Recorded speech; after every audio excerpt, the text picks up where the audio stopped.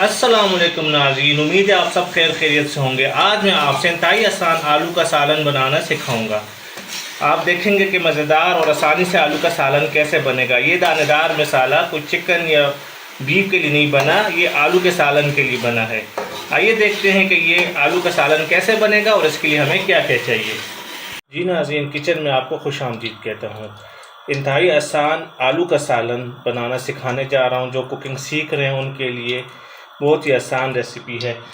मेरे पास 1 किलो आलू है। मैंने आधा कप आयल लिए है, आप घी भी इस्तेमाल कर सकते हैं। आयल हमारा गर्म हो गया तो इसमें 1 टेबल स्पून हम ज़ीरा डाल देंगे। ज़ीरा हमारा जैसे ही थोड़ा रोस्ट हो जाएगा, मतलब थोड़ा पक जाएगा, फिर हम इसमें प्याज ऐड करेंगे। गोश्त खा खा के ईद उल अज़हा गुजरी है, चिकन खा खा के बंदा बोर हो जाता है, तो आज मैं आपको आलू का बहुत ही आसान सालन बनाना सिखाऊंगा जिसको आप रोटी चावल के साथ खा सकते हैं। ठीक है, ये ज़ीरा हमारा आयल में भुन चुका है, ज़्यादा आपने जलाना नहीं है। ठीक है, अब हमने 1 किलो आलू लिए हैं जिनको मैंने छील लिया है। तो 1 किलो आलू के लिए मैंने 2 दरमियाने साइज़ के प्याज लिए, इसको मैंने हैंड चॉपर में चॉप कर दिया। ठीक है, जूसर में पेस्ट नहीं डाला बनाया क्योंकि उसमें पानी डाल देते फिर पानी खुश करने में टाइम लगता है। ठीक है, जीरा डालने के बाद प्याज डालिए जो हैंड चॉपर से बारीक चॉप किए हैं। ठीक है, आप बारीक काट भी सकते हैं लेकिन हैंड चॉपर में आसानी हो जाती है। ये प्याज हमारे लाइट गोल्डन कलर के हो जाए फिर मैं आपसे दोबारा मिलता हूँ। जी नाज़रीन, मीडियम फ्लेम पर 1.5 मिनट हो चुका है।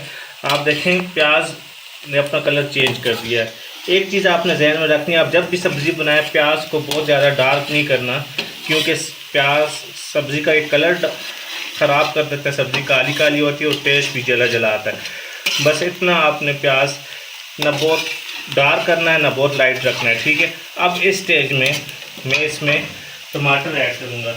1 किलो आलू है, 2 दरमियाने साइज़ के टमाटर, इसको मैंने हैंड चॉपर की मदद से चॉप किया है। ठीक है, 2 टमाटर डालने के बाद हम इसमें मसाले ऐड करेंगे। बहुत ही आसान तरीके से आलू का सालन बन जाएगा। आप इसको चावल और रोटी के साथ एंजॉय कर सकते हैं। टमाटर को मिक्स करने के बाद इस स्टेज में हमने इसमें मसाले ऐड करने हैं। ठीक है,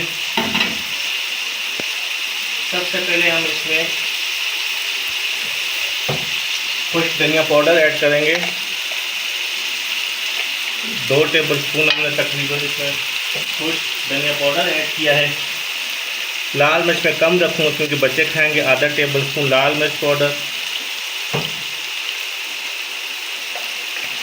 आधा टेबल स्पून ही मैं चिली फ्लेक्स कुटी हुई लाल मिर्च ऐड कर दूँगा। लहसुन आलू में नहीं डालते होते हैं। ठीक है, लहसुन मोस्टली उन चीज़ों में डालते हैं गोश्त वगैरह जिसकी स्मेल ख़त्म करनी हो। आलू की तो कोई स्मेल नहीं है। इसमें अदरक आप फ्रेश भी इस्तेमाल कर सकते हैं या पाउडर में तकरीबन आधा टेबल स्पून इसमें अदरक पाउडर ऐड कर दूंगा। लास्ट में आपने नमक ऐड करना है, हस्ब जायका नमक ऐड कर देंगे जितना आपको पसंद है उस हिसाब से आप नमक ऐड कर देंगे। मसाले ऐड करने के बाद इसको अच्छी तरह मिक्स करेंगे और इस मसाले को इतना अच्छी तरह भूनेंगे कि ये ऑयल छोड़ दे। अगर आप समझें कि ये मसाला जल जाएगा तो इस स्टेज में आप थोड़ा सा पानी इसमें ऐड कर सकते हैं कि मसाला प्याज टमाटर अच्छी तरह भुन जाए। थोड़ा सा आधा कप में पानी इसमें ऐड कर दूंगा और इसको मीडियम फ्लेम पर मैं अच्छी तरह भून लूँगा। मसाला हमारा अच्छी तरह ऑयल छोड़ दे फिर मैं आपसे दोबारा मिलता हूँ। जी नाज़रीन, मसाला अच्छी तरह भुन चुका है और देखें ऑयल मसाले ने छोड़ दिया है। अब हम फ्लेम को स्लो कर देंगे क्योंकि हम इसमें दही ऐड करेंगे। आपने फ्लेम को लो कर देना मीडियम से और 1 प्याला दही हम इसमें ऐड कर देंगे। दही ऐड करने से इसका शोरबा बहुत ही अच्छा और जायकेदार बनेगा। दही ऐड करने के बाद आप उसको अच्छी तरह मिक्स कर दें और जैसे ही दही का पानी खुश्क होगा मसाला अच्छी तरह भुन जाएगा फिर हम इसमें आलू ऐड करेंगे। फटाफट ये आलू का सालन रेडी हो जाता है। अगर आप घर में कुछ भी ना हो पकाने को, अगर आप बोर हो गए गोश्त खा खा के, तो आप ये सालन बना सकते हैं। दही अच्छी तरह मिक्स हो गया। अब हम फ्लेम को दोबारा लो से मीडियम कर देंगे और ये दही को मैं इतनी अच्छी तरह भूनूंगा कि दही का पानी खुश्क हो जाए। पानी खुश्क हो जाए फिर मैं आपसे दोबारा मिलता हूँ। जी नाज़रीन, मसाला रेडी है। अब हम इसमें आलू ऐड करेंगे। आलू को मैंने इस शेप में काटा है, जिस शेप में आपकी मर्ज़ी हो। साफ़ करके पानी के अंदर रखा था कि काले ना हो, ठीक है। पानी गिरा के अब हम इसमें मसाले में आलू ऐड कर देंगे। जिस शेप में आपको पसंद हो आप काट सकते हैं, ठीक है। 1 किलो आलू है, इसको 1 से 2 मिनट मसाले के साथ में अच्छी तरह भून लूँगा, फिर मैं आपसे दोबारा मिलता हूँ। जी नाज़रीन, 1 से 2 मिनट मैंने आलू को मसाले के साथ अच्छी तरह भून लिया है। आप देखें लाल मिर्च और मसाले बहुत कम हैं, क्योंकि सब्ज़ी में बहुत ज़्यादा मसाले अच्छे नहीं लगते। गर्मी भी है तो इंसान कहता है लाइट लाइट सब्ज़ी खाऊं। अब हमने इसमें ग्रेवी बनानी है, ठीक है। हमने सालन बनाना है कि चावल रोटी के साथ। हमने इसमें इतनी चीज़ें डाली तो बहुत प्यारा गाढ़ा सालन बनेगा, शोरबा यानी गाढ़ा बनेगा। इस स्टेज पे आप 3 से 4 मिर्चें दरमियान से कट लगा के इसमें फेंक दें, और इसमें मैं तकरीबन 4 गिलास पानी स्टेज में ऐड करूँगा। 4 गिलास पानी ऐड करके अच्छी तरह मिक्स करके इसको मैं पकाने के लिए कवर करके छोड़ दूँगा। आलू है 10 से 15 मिनट में मीडियम फ्लेम पर आलू गल जाएंगे। इन शॉर्ट आपने इसको इतना पकाना है कि ये आलू गल जाए और इसमें तकरीबन 2 गिलास आपकी ग्रेवी यानी सालन का शोरबा रह जाए। अब मैं इसको कवर करके इसको इतना पकाऊंगा हमारे आलू गल जाए। आलू गल जाए फिर मैं आपसे दोबारा मिलता हूँ। नाज़रीन, 25 से 30 मिनट हो गए, इसको मैंने लो फ्लेम पर दम पर पकाने के लिए छोड़ दिया था।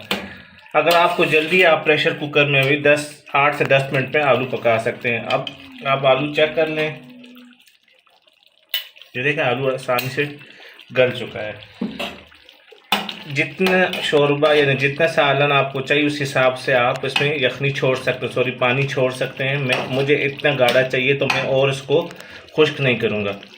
अब लास्ट स्टेप ये है कि आप ये ऑप्शनल है, अगर आपके पास गरम मसाला है इससे बहुत अच्छा टेस्ट आ जाता है। तकरीबन 1 टीस्पून गरम मसाला इस पर इस तरह छिड़क देंगे और इसको 1 से 2 मिनट फिर हम दम पर छोड़ देंगे। 1 से 2 मिनट बाद हम इसको डिश में सर्व आउट करके इसकी आपको लुक दिखाते हैं।